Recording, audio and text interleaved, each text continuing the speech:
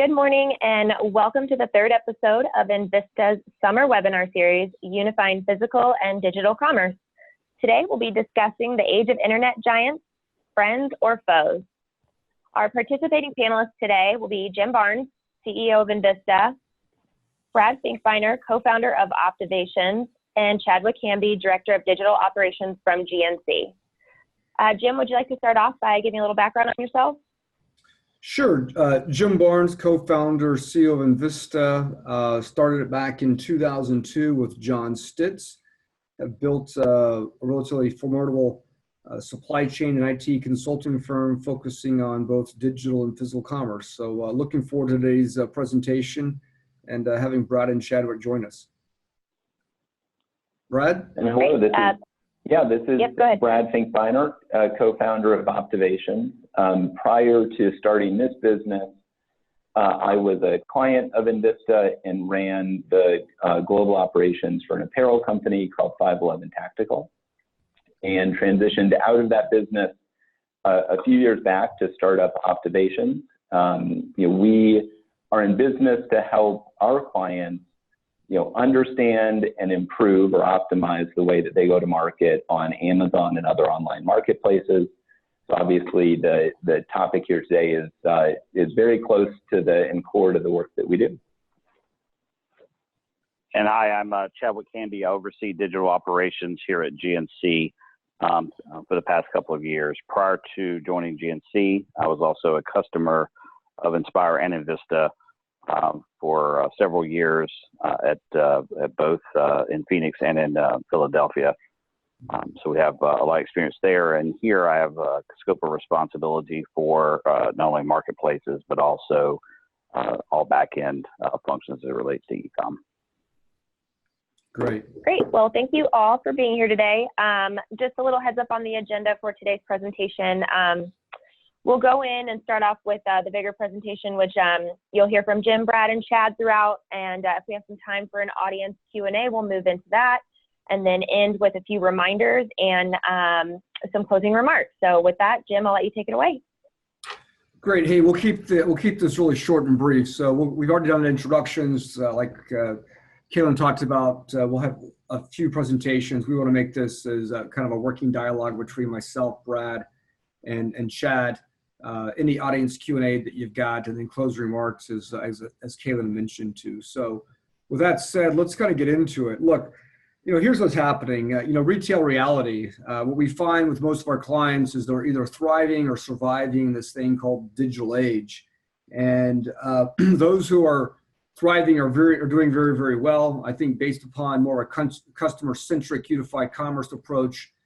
And others are trying to survive based upon just bifurcated systems and their ability to actually compete against Amazon and Walmart and a few other of the internet giants out there. So, we're going to be talking about who's thriving, who's surviving, how Brad sees some of his customers and brands doing well. Then obviously, Chad, you've got a ton of experience with GNC and PetSmart and a few other companies that you work for.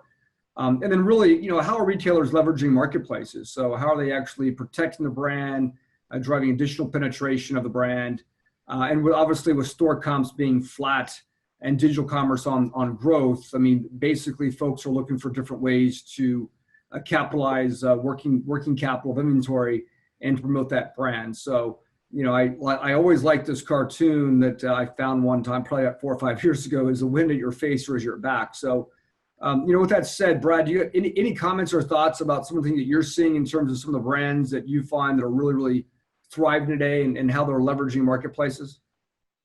Yeah, I mean, what I would say is that, brands tend to fall into one of two camps.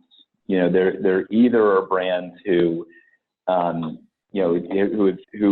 addressed it very proactively, and they have strategies in place and a particular plan for how to take advantage of the opportunity, and how to address the negative implications that can come through channels like Amazon and online marketplaces, as opposed to brands who have had some relationships, opened up those channels, kind of using older paradigms of the way that they've approached traditional wholesale businesses. And in the latter approach, they've been along for the ride, and they've been much more passive, and have tended to find results that really haven't met their objectives. And at worst, have found those channels to really undermine, other, strength that they've had in other traditional channels. So, what we find, and really what we're in business to do, is help clients, understand and tackle the channel proactively. As we go here, I can speak to some examples of that, but it definitely comes down to kind of how people approach, and view it as being discrete and really separate from the way that, other channels operate. Yeah, save those thoughts around what you see brands doing effectively. And Chad, just kind of opening comments. I mean, obviously GNC, huge retailer, $2.5 billion of total retail sales. I know that digital is very, very important to GNC. Like I said, there's 6,000 plus stores in the network today. And I'm not claiming that GNC comps are flat in the store perspective, but just the importance of indirect and direct channels digitally and how it actually promotes the brand. Any opening comments regarding GNC strategy? Yeah, so GNC has taken an approach that not only will we build our own digital presence, of course, with GNC.com and other applications here within the ecosystem, but also expand through the marketplaces, both on an international growth model, which we're seeing the most significant growth in the marketplace, along with the launch of several marketplaces in 2017. So we're taking a multi-phase approach with the number of marketplaces that we have, and to ensure that we're protecting our brand. Got it. Yeah, one of the things I want to talk about is really brand protection. And it's one of my big questions that I've got for both of you and how you see brands doing it. But pause there. I want to kind of go through a few of the slides to kind of set the stage and continue this dialogue. So look, here's what's happening. That pre-internet, pre-marketplaces, pre-Google, pre-search engine search engine optimization engines like Google, Yahoo. I'm going to kind of date myself. Bing, other search engines. Prior to really, that technology, right? Brands really controlled the customer. They controlled the information. They control the product, content, attributes. They controlled price. They controlled location.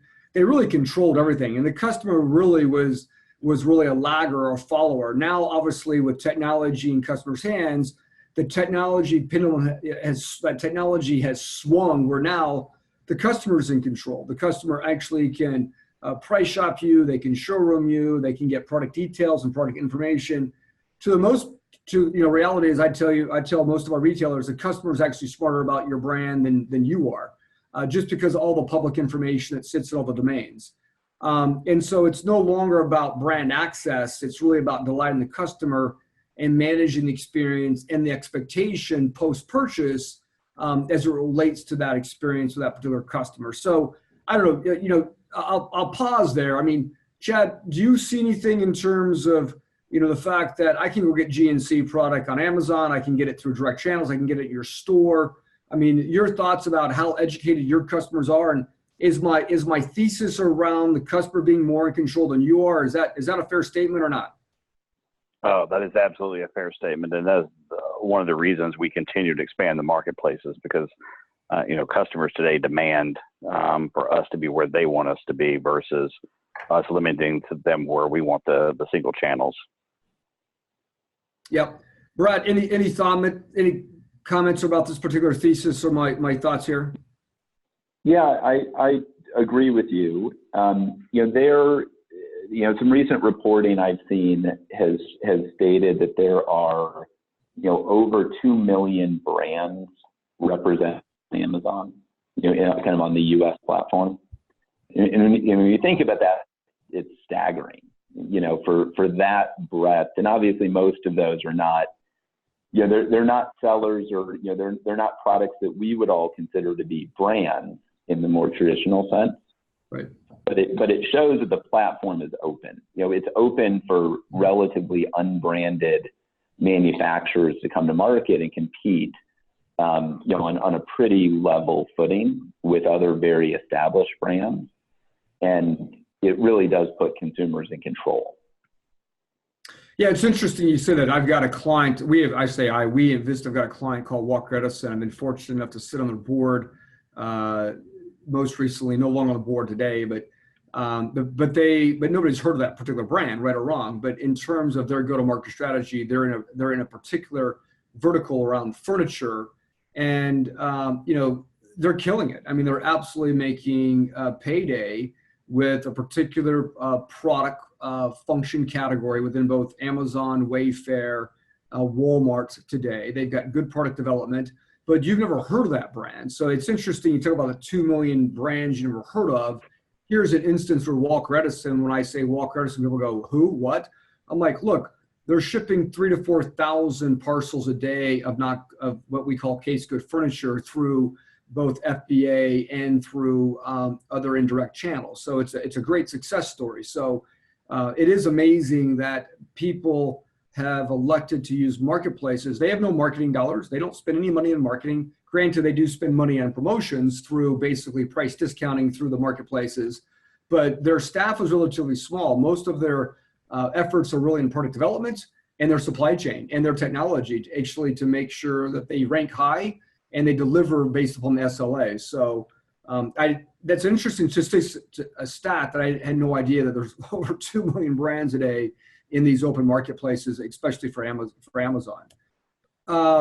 Look, let's continue on here just to kind of set the stage a bit more. I mean, look, I think this is relatively apparent. Maybe it's not apparent, but the reality is, if you look at where digital commerce today, regardless of indirect or indirect channels, sits today, it's 2.2% of total retail. So, and it continues to climb. When I was doing the research for this presentation, I was just interested. I found a little bit of research here in terms of, where it is today and where's it going. And you can basically see it's on a, and from a digital perspective, it's on a growth tear. I mean, if you look at the compounded growth over the last 9 years, it continues to grow. Digital is not going away. And really the question is, what is the right digital strategy and how do you leverage both indirect and direct channels? So just a little bit of a factoid I thought I would just share with the audience. I thought this was really interesting. So obviously we do a lot of work with Forrester. From an analyst perspective, we leverage Forrester, they leverage us as well in terms of content. But I thought what was interesting about this, and really kind of get your perspective since you're in it every day, Chad, is really the importance of digital and how it plays in retail. And what's interesting with Forrester is the fact that you can see the direct or indirect influence of how digital plays on online sales, but also how basically digital plays to drive traffic to a store that we would consider offline. And so you can see that's almost 50%, or actually greater than 50% of online traffic, that online traffic or digital content drives additional offline in-store purchases. Therefore, that ability to understand how that brand's being represented across all facets, right, of your retail network. Chad, if you got any comments, if you see any kind of the same correlations at GNC, but I thought I'd throw that up to you to see if you got any feedback there. Yeah, so we have actually within the past year, they've consolidated a couple of the teams that focuses on digital, both digital marketing and the social media aspects. And they are beginning to track, or they have begun to track, how much lift that we're seeing for items that would normally have been a pure e-com play versus an e-com and store play. And they have seen the lift, and that's actually one of the reasons they're going to apply some more resources to that process. And also with digital and the mechanisms, they're able to more regionalize the process. So if we, for example, want to push something specifically in the Northwest, there's some options there that necessarily is not as efficient as it is with the normal course of collateral in stores, et cetera. Yeah, I had the pleasure of working with Sports Chalet back in the early 2000s, and they were one of the first right around. They started with GSI Commerce, they moved from GSI Commerce onto their own platform, And Craig Levera has spoken about this publicly, and I was just with him last 2 weeks ago in LA. And we were talking about the impact of omni and digital, and that omni-channel customer versus a single channel customer. And I know I continue to say the word channel. I don't like the word channel, but I'm going to use it for just purposes of the conversation. Is that omni customer today in his world was worth about 3x more. So if I could get you to buy online and I could get you to buy in my store, the lifetime value of that customer was 3x more than if you just bought in my store independently of your buying on digital. Do you see a very similar 3x correlation, or do you guys track that measurement today, Chad? I'm just curious. To be honest, I'm not as close to that because that falls through the marketing team. I know that they are tracking a lot of the different activity, but to be very specific, I couldn't be at this point. And I know that, Brad, you and I talked briefly about some of your customers. I don't know if it's fair to mention Yeti as one of your customers, but do you see any of this with Yeti? And they're kind of interesting because they're not a retailer, but they are a massive brand. I happen to love Yeti product. I got a bunch of coolers from them, and obviously drink out of their cups. But do you see any correlation between what's happening with their indirect and direct channel? Though they may not have physical stores, but is there a direct correlation between indirect and direct? I'm just curious if you've seen that. Sure. Yeah, I can speak a little bit to it. They do now have some physical stores. They're kind of rolling out a handful of flagship stores, but it's not a large part of their direct-to-consumer business. But they do have a very significant direct-to-consumer presence, because they represent a lifestyle type brand.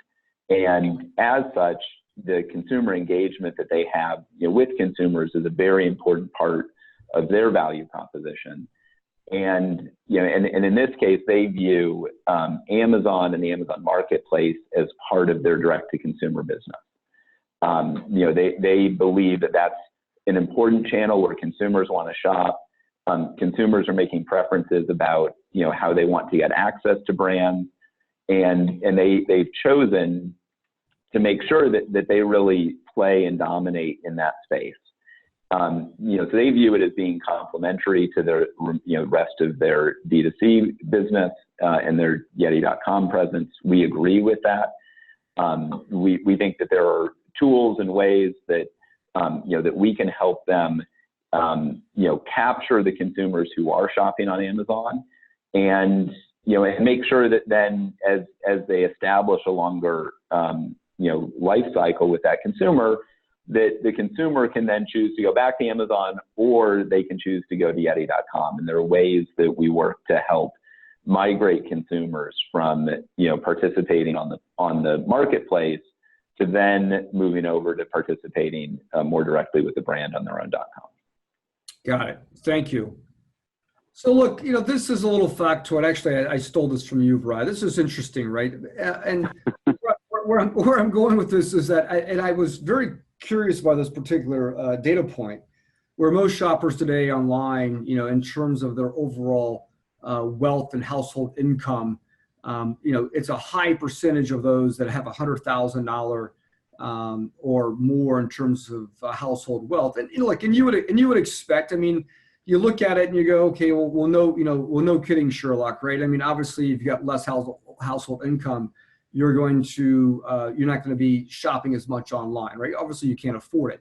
But I thought it was interesting to actually see the disproportion of percentages of people with a total household income of $100,000 or more in terms of that segmentation of type of customer. So, no specific points here, but I just thought I would just share that with the audience. I thought that was kind of interesting. But look, here's what I do find interesting, right? Through some research that we did in terms of just Amazon's dominance, and kind of going back to our title, is these internet giants being Walmart, eBay, Amazon. Are they really friends or foe? And the reality is, Amazon clearly has a dominant lead. They're 49.1% by eMarketer. Again, this was of July 2018, so it's slightly dated, but they equate to their total 49.1%. They're 5% of total retail sales in terms of global retail, which I find amazing. actually is more in aggregate than everybody aggregated together, which I just find absolutely amazing. And so, brands like Walmart, Best Buy, Macy's, Costco, Wayfair, which is obviously a huge furniture category, are way behind. Now they may be ahead in a certain category. I mean, obviously Amazon does very, very well in books, electronics. There are certain categories they don't play very, very well in. But I thought this was interesting in terms of just the size of Amazon. So it really goes back to, we get this question all the time with our technology. Hey, where do you host your SaaS-based platform, Jim? And I'm like, look, it's on AWS. They're like, well, we don't want to do business with you. My point is, and I push back by saying, look, friend or foe. I mean, are you trading today with Amazon? Obviously, if you're Walmart, right, you're not going to be on AWS. You're going to be on Azure, or Google, or Oracle Cloud. But the point of the conversation is that Amazon's such a dominant leader in both retail, direct and indirect channels, that it's kind of hard not to actually be a friend. I mean, is that I don't know how GNC fits in that equation, but Chad, any thoughts about that? Yeah. So, the Amazon relationship in particular is delicate for everyone, simply because you want to protect your brand, but you also want to build your brand in your own ecosystem. And however, we continue to grow with them both internationally and domestic, and expanding on multiple platforms, not simply just marketplace, but FBA, Seller Fulfill, and a couple of other avenues. But at the EC level, there definitely is a continued review of what model they will continue to play with us. Let me ask this question to you, Brad. When you see your customers, and I've got some experience with this, so I do have an opinion.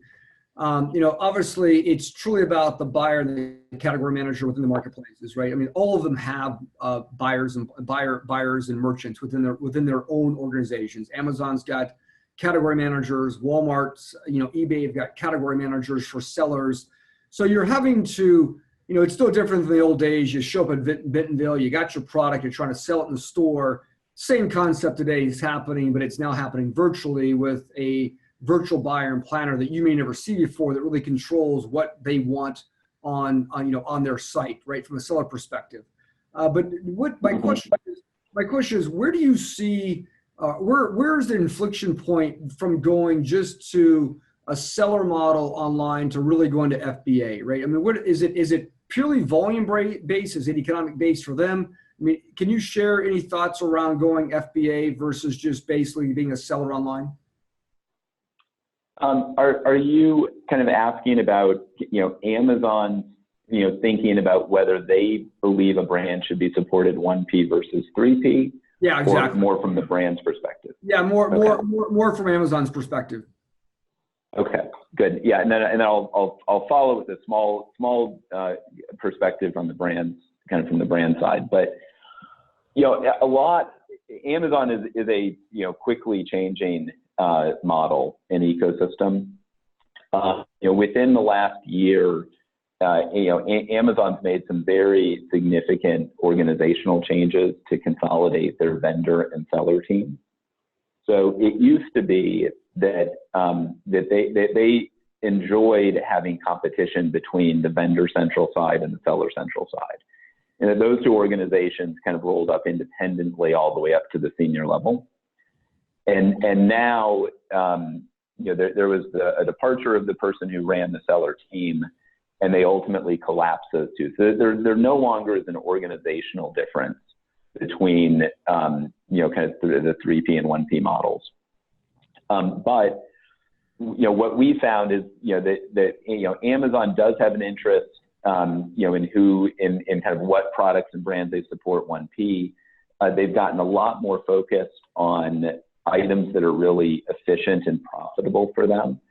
I'm sure many of the people here have heard or are familiar with the fact that there's been at least one purge, and we believe that there's another one coming, of 1P vendor relations.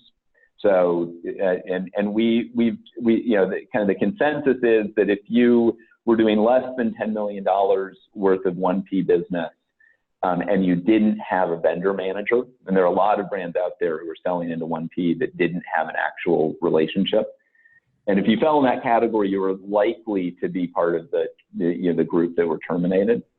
So, Amazon has definitely been focusing its efforts, and even within brands, we see them focusing and just not carrying the full line, kind of, only really getting behind products that have more proven success and volume, which has then prompted brands to really need to think about, a seller central strategy or a 3P strategy, just to make sure that they're, taking control, that are not kind of left, at the discretion of kind of the 1P decisions.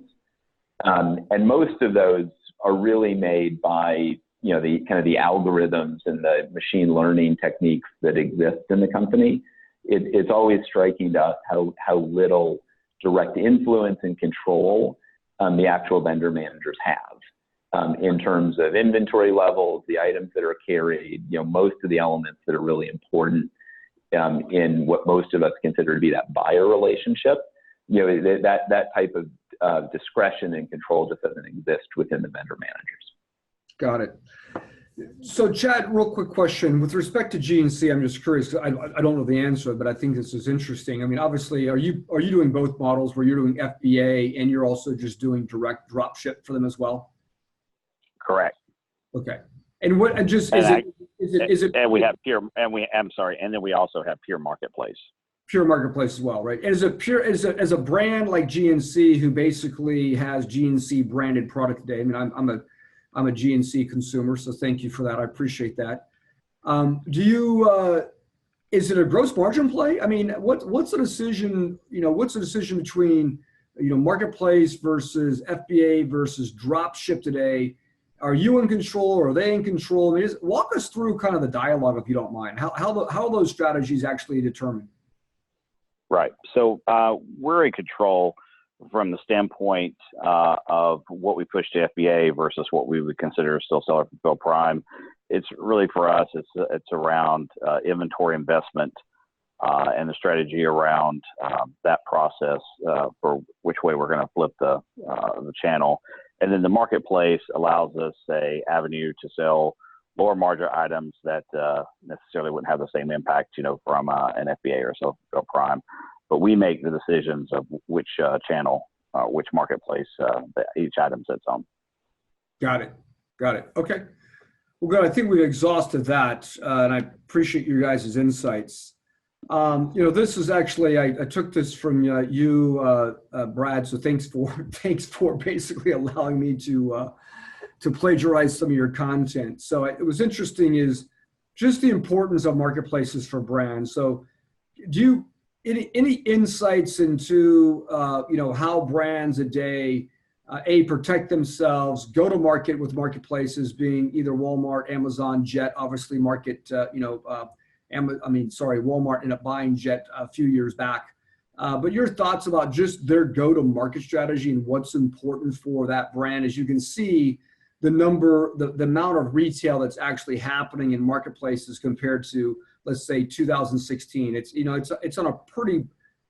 doubled in the last 4 years. So, with that said, your thoughts and insights around just that strategy about brand and protecting brands? Yeah, absolutely. We find that brands are solving for, slightly different things, but there are some very common themes. One of them you mentioned earlier, which is the brand integrity. And it ranges everything from just the brand assets. What is the catalog? How well controlled is it? How are products represented? And ensuring that everything that is listed is authentic. That can be really important for a number of brands that we work with. And then that extends into kind of reseller activity. So, who is authorized, who's not authorized to participate, at what price, are there pricing policies that exist, and how are they followed? The marketplace provides a lot of opportunity for any of those elements to be a source of disruption for the brand. And then the other element, does often come down to, to the economics. And, we do a lot of work with brands, helping to understand really where they make money and where there's upside. And we find for many brands, that have very common, kind of profit models, is that it's a bit of a mix, and that there are certain items that are more profitable via 1P. There are items that are more profitable via FBA or seller fulfilled prime, or kind of on a drop ship model, and kind of designing the appropriate segmentation and assortment for the brand, and then putting in place kind of the operational ability and expertise to then deliver on any of those platforms is where we typically get involved. But there's a lot of potential, and that's what we typically see. Got it. And you any thoughts? I've got a few thoughts around just overall supply chain efficiency and SLAs with Amazon Prime. And the brands / manufacturers supply chain network. Again, my one example is with the product furniture company, right? And their supply chain network is important because the ability to actually provide knockdown case good furniture within a 2-day SLA, which is actually pretty impressive. But also the fact that this particular type of product is difficult to actually handle. Granted, it's ship alone. It's pick and stick one item going to a customer, but it's typically 55 pounds, 130 pounds. It fits within dimensional weights of a parcel carrier to be delivered versus it being delivered by LTL. And because it's non-conveyable, what we end up finding is that Amazon doesn't really want it, right? It takes a lot of space. It takes up a lot of labor. And so do you see Amazon and brands making decisions just around their supply chains beyond just trying to sell stuff online or marketplaces or direct or indirect channels, but any influence, for example, in your situation, Chad, your product's relatively small. Granted, maybe whey protein may weigh 13, 15 pounds, but you seem to be more formidable towards a Amazon FBA just because the nature of your product versus if you're mattresses, right? So is there anything that goes into just your product dimensions, attributes, and the physical supply chain component in making these types of decisions? It goes into, GNC also is a CPG, right? So for our manufacturing division, it allows us to be more efficient both in the manufacturing side and the supply chain side, because as we build each one of the channels and build the additional forecast, taking some of the inefficiencies out of the process to inject directly into different marketplaces, and or if we're servicing out of a brick and mortar facility, that we also have the capability to become more efficient there. To your point, it's a little different for a GNC product versus a mattress or something rather large. So, but from a pure supply chain execution, it absolutely allows us to become more efficient. Got it. Okay. Well, look, let's move on. I think we've kind of exhausted that. Here, I thought it's an interesting stat, right? Which says, just again, going back to Amazon's dominance, where does, on which sites will you do most of your shopping online? And even if you don't start and you buy something on Amazon, and I'm a culprit of this. I do this all the time. I may go do a little research just to see the price point on Amazon, and then I may be loyal to the brand, and I'll go buy it on direct. But I typically will use Amazon, right or wrong, mainly because of the fact that I'm a Prime member, and obviously I'm going to get stuff within 2 days if I really, really need it.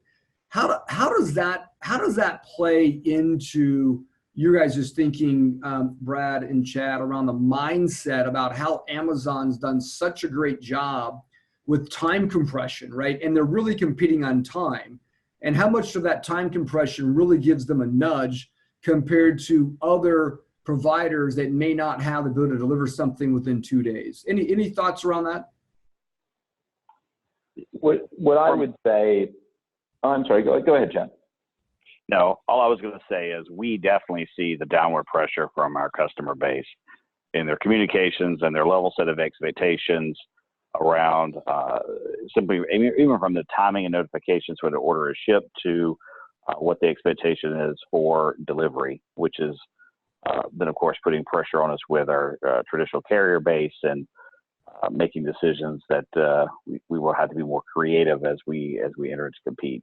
Customers are very clear that they have an expectation that there's not a greater than 4-day delivery window. Mm-hmm. Yeah, we agree that consumer expectations have been reset. And now it's just a matter of managing against those new expectations. We see, a significant difference in the sales velocity for items that are sold FBA, Prime, versus those that are not. Seller fulfilled Prime would still qualify, but basically, the items that receive that designation, the Prime badging, there's a consumer expectation that that encourages sales. There are a lot of consumers just don't shop things that aren't Prime, and we see it have a very significant impact on actual performance. Yeah, I'm going to get on my soapbox for basically maybe a minute, and if I exceed a minute, you guys can I apologize, or you can get me back in control. Look, here's my thought, right? Amazon is competitive, and Walmart as well, right? I mean, I don't want to give out a shout to Walmart, but look, they're competitive on a few reasons. One, massive amount of item assortment, right? The item assortment is massive in terms of millions and millions of products that you could actually buy online today. So that's a huge advantage. Two, their ability to deliver, and when I say make the promise but keep the promise, I always joke, and I actually have presented this publicly at NRF and a few other places, that today Prime is somewhere between $7.5 and an $8 billion retailer by themselves, and they haven't done a darn thing, right? They've just simply managed an expectation and they deliver on it, because they didn't deliver it within 2 days. You wouldn't pay your $125. And it ranks Amazon today in terms of the top 100 retailers globally, just with Prime and Prime alone, and they haven't done anything except set an expectation. And this kind of goes back to the point around the conversion rate. I find this amazing that, again, and I think this is generous that most conversions at 3%. I would tell you that most digital direct channels online, which is a one-to-many relationship for direct channels, is about 1 to 2%. So 3% is probably a little gracious. But if this is factual through CNBC, that Amazon's conversion is 57%, that absolutely to me is just astonishing. And I think it's directly correlated to getting the product to you in that time compression window. So again, making the promise and keeping the promise. I may exceed my 1 minute, so if I have, I apologize. But thoughts? I mean, I think, would you guys agree with that? I mean, that conversion rate is just absolutely amazing to me. Yeah, it is amazing. It sounds too good to be true. It's high. It's definitely high from what we see, from just from our own, the platforms that we manage. Definitely stronger than brandy on their own.com. I'm just curious, and I don't know if this is private information or not, but is there a percentage, I'm just curious, of the chat with GNC, your indirect, and you could just say indirect versus direct, but is there a split between your direct and indirect channels? Is it 50-50? Are you at liberty to say? I'm just curious. Yeah, I probably shouldn't say. All I can say is it is a substantial split. Okay, got it. All right, I appreciate that. Look, the reality is, Amazon is definitely dominating in this particular space. Look, I got to give a shout out to stores, because I thought this was interesting through the research and getting prepped for this. Still people, although Amazon, Walmart, and again, these indirect and direct channels are very, very important, but people are still buying from physical stores. I got to give my shout out to physical stores. They're not going to go away. Still, obviously, let's call it, 88 to 89% of total retail still happens in the brick and mortar store. Granted, the shape of physical stores are changing. The landscape of physical stores are changing. We're going to be talking about that next week. We talk about the future of the retail store, but gotta give my shout out to my hardcore retail friends out there that still have brick and mortar stores. But the reality is, I think what I'm hearing from the two of you is the importance of digital and marketplaces and its impact on stores, and really moving away from channels to channel-less and making it more around unified commerce and having a customer-centric approach and mindset regardless about how or she buys, right? I mean, do you agree in terms of moving away from channels and the traditional omni-channel where I worry about price, promotion, and I'm pushing the product on the actual customer versus really the customer being really at the central point, and really they're defining their journey regardless of how they buy from you. I mean, any thoughts around that, Chad or Brad, you'd like to comment on? So GNC, we're making a significant investment also to take the digital channel and spread it across the retail brick and mortar, right? With the launch of some expansion of OMS and some capabilities that we'll have. So we definitely feel that the physical stores, can drive additional channels, and by offering capabilities within the stores for a digital process, that if they want something from extended aisle that may not be source of that planogram, that we give that capability across the board. But more traffic we drive in the stores, we see the higher baskets through the entire process.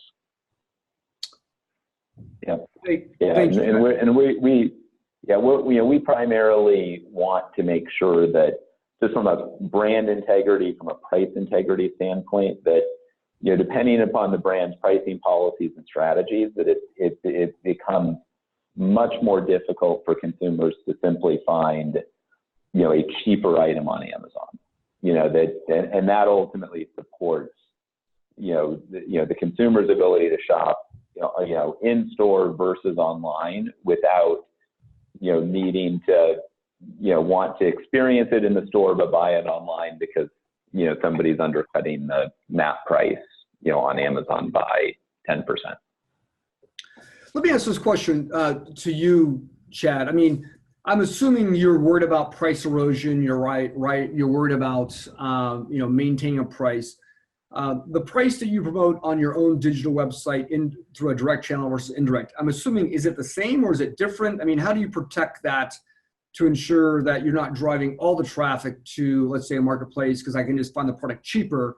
From a pricing strategy, is it equal, or do you look at the channels differently with different price promotions type strategies? I'm sorry. Yeah, we attempt to always maintain price parity because GNC also has franchise stores, right? We're bound to ensure that we keep price parity across both the retail and the digital, not to impact any of their potential traffic. So in your case, really using price parity, because that's the strategy. I mean, really the marketplaces for you today that we've already named are really a way just to get more eyeballs on the brand. So instead of going to gnc.com, I can go to amazon.com. I can look at the product. I can look up vitamins. I can look up whey protein. So for you, it's really about impressions. I mean, so which is interesting. You're not competing on price. They provide really a vehicle for you to actually promote that brand because you said, again, price parity is across all channels. So interesting, very interesting. So look, moving into kind of just, if it's left unmanaged, right, online marketplaces can negatively affect the brand, its dealers and its consumers. Brad, I mean, your thoughts around this, how it relates to the brand, dealers that are out there, consumers that are out there. You want to spend, 30 seconds to a minute kind of giving some context around the slide? Sure. The point for us is that, when you think about the dynamics of a marketplace like Amazon, there are low barriers to entry. People need to have access to product, obviously at a wholesale or better price point. But then there are very few bases for competition. So Amazon determines who gets the buy box, so whose offer gets displayed, and there are a number of factors that go into the overall algorithm, but really only a few that matter. And it comes down to price. That's a dominant factor. And Amazon's trying to provide the best possible experience, and certainly offering it at the best price is typically a dominant factor, but not always. You can sometimes find cheaper offers in the list of sellers than what's on the buy box.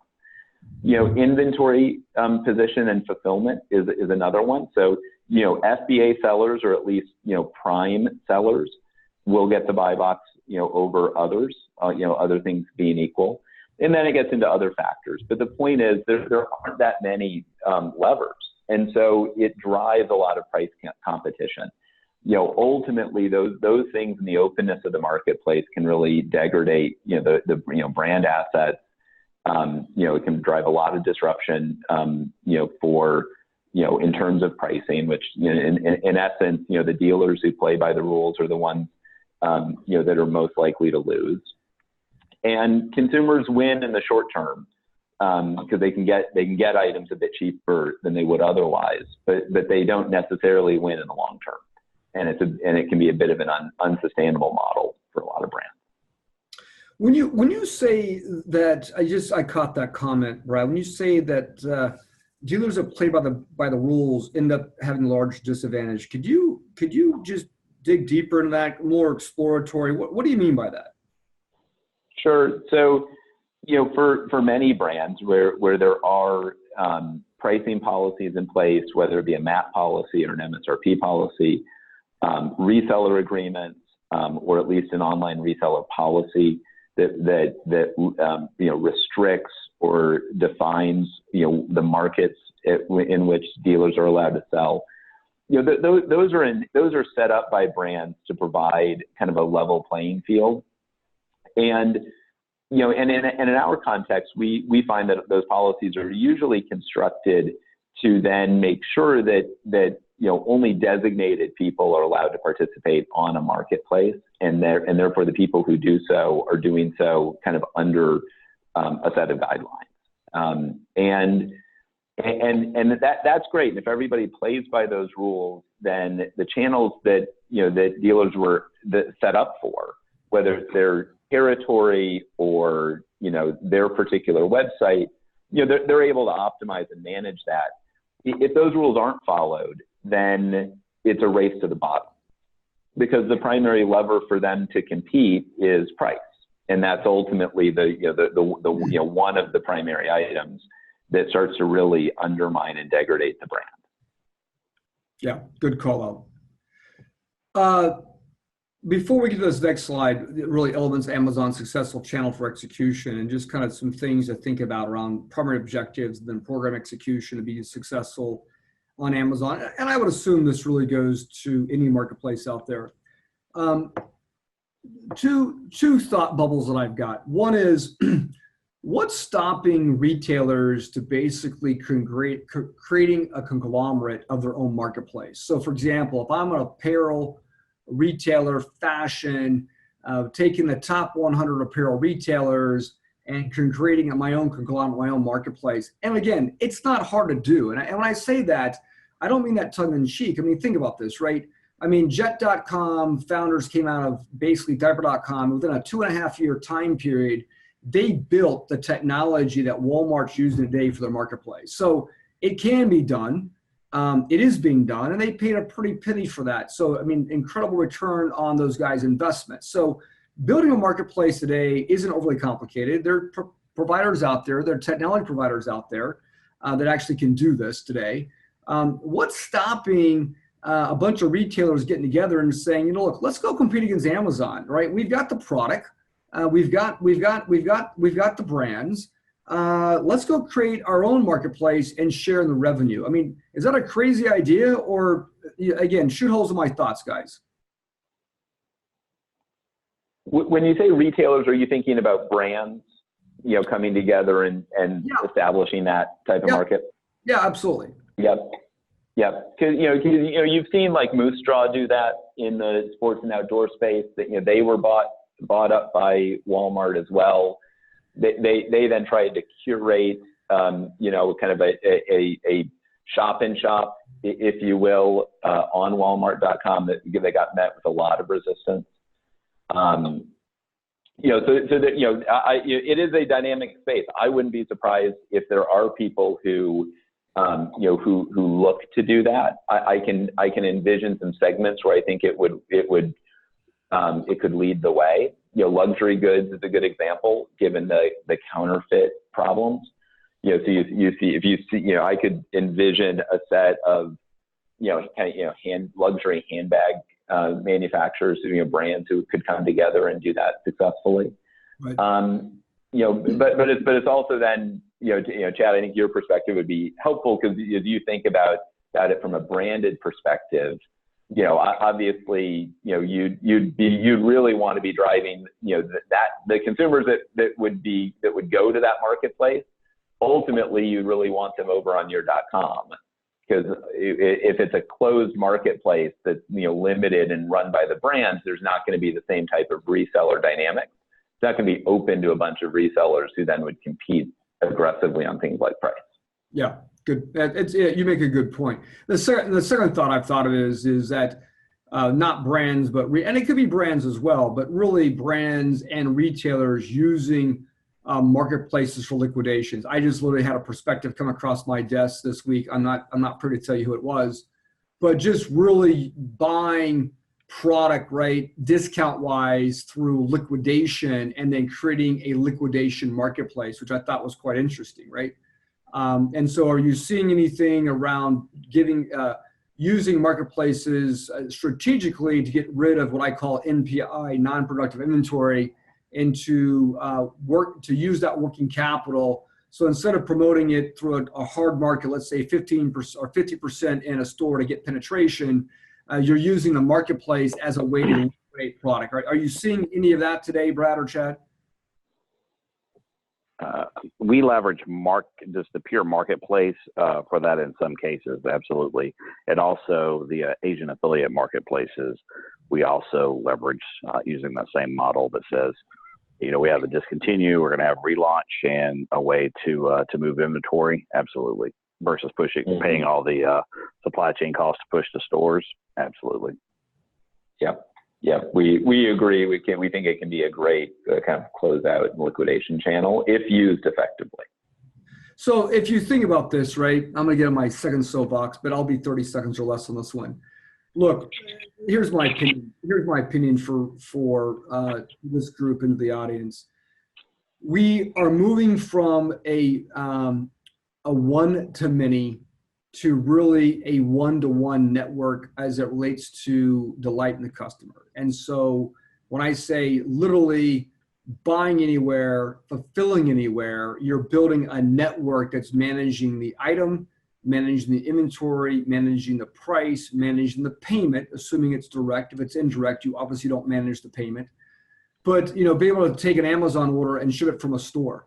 As an example. I mean, in your guys' case, with 6,000 stores a day, you could compete with GNC not only in next day, but heck, you could compete on same day, right? With, let's say, using a Deliv or Instacart to deliver that product, or quite frankly, you could build your own network, right, of courier services. But I'm looking at this as being not single channel work streams, but building, if you can just picture a network, right, that today is fulfilling from any place and anywhere. And I think that's where Amazon's going. I mean, if you look at where Amazon's going today with their supply chain network and what they're doing around those assets today, press release today going out with Amazon Prime Air Cargo. I mean, they are building a supply chain network, which I think if FedEx and UPS don't wake up, and I publicly have said this, if FedEx and UPS don't wake up, they're going to continue to take market share out of their transportation and take market share out of that last mile delivery. So, with that said, we got about 7 minutes left. I had no idea we would actually go this long, guys. So I really appreciate this. I had 13 slides, and I thought, oh my gosh, we're not gonna have enough to say. We got one slide left. Brad, you want to kind of close this thing out in terms of just what's the elements to become successful today, right? In your humble opinion, sure. What's required? Yeah. So we've highlighted what are common objectives at the top, and then we think about the elements of success in 3 tiers. One are structural elements. We call those the corporate elements here. Oh. But, those are the elements that are required to have the right kind of enforcement mechanisms in place. And they're internal, they're then published, some could be agreements. The other tier then is the way that you enforce those. There are a couple of components that you can engage directly with Amazon on. Gating is one, brand registry is a good platform. There are other tools that we're building and emerging that help us exert some of that kind of brand enforcement capabilities that go outside of the walls of Amazon. But then the final element, which is absolutely central and key to what a lot of us here do, is you need to be a really strong seller. whether that is 1P or 3P, but we often view this on the 3P side as a direct marketplace seller. But you need to establish a presence and be a really strong operator.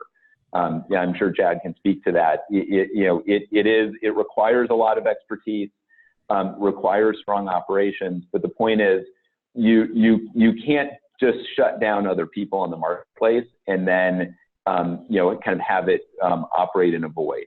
You need to represent the brand, establish the catalog and manage sales and inventory. And if you do all those things together, you can then start to really accomplish both strong sales within the channel as well as the other objectives that most of our brands set out to achieve. Good. Look, last closing question for the panel, and I really appreciate Brad and Chad participating. But my last question really is the importance of technology, right? The ability to actually publish items, take orders, manage SLAs, just the back-end technology of item inventory, price, promotion, order creation, order tracking, state status. Thoughts about just the technology required to actually make this thing happen and to be successful at it? Chad, I'll start with you. Yeah, absolutely. We invest significantly in the technology to manage through this. If you take even the supply chain applications out of the process and move forward to the digital between a OMS, a marketplace and management tool, and then the teams, as Brad said, it takes a discipline and an understanding of what you're doing on each one of those, but leverage of that technology is absolutely imperative. And it changes on an annual basis of the amount of technology that you need to shift to support multiple marketplaces. Yeah, and look, and to put it in perspective, if it's, to make it an extreme, if it's one item, one marketplace, fine, do it manual. But if I've got 100,000 SKUs over 50 marketplaces, and I'm managing digital content, item inventory from multiple sources, I mean, there's got to be a technology play there in terms of EDI, managed file transfer, APIs that are actually plugins and cartridges to these marketplaces, order management for allocation, warehouse management systems, et cetera. So again, to kind of give the landscape, it really depends upon the size and your strategy. But your thoughts, Brad, closing comments, and then we will close. We'll close down this panel presentation. Absolutely, I agree with you. We often take a lower tech approach as brands initially get started. So we do think that the barrier to entry is accessible, and it doesn't require significant infrastructure investment to get kind of the Amazon platform going. So we think that's really helpful. Now, when that's successful and there's opportunity to scale, and you start looking at broadening to other marketplaces and such, then we absolutely agree the ability to do that in a centralized, organized mechanism is, and technology is critical. Thanks.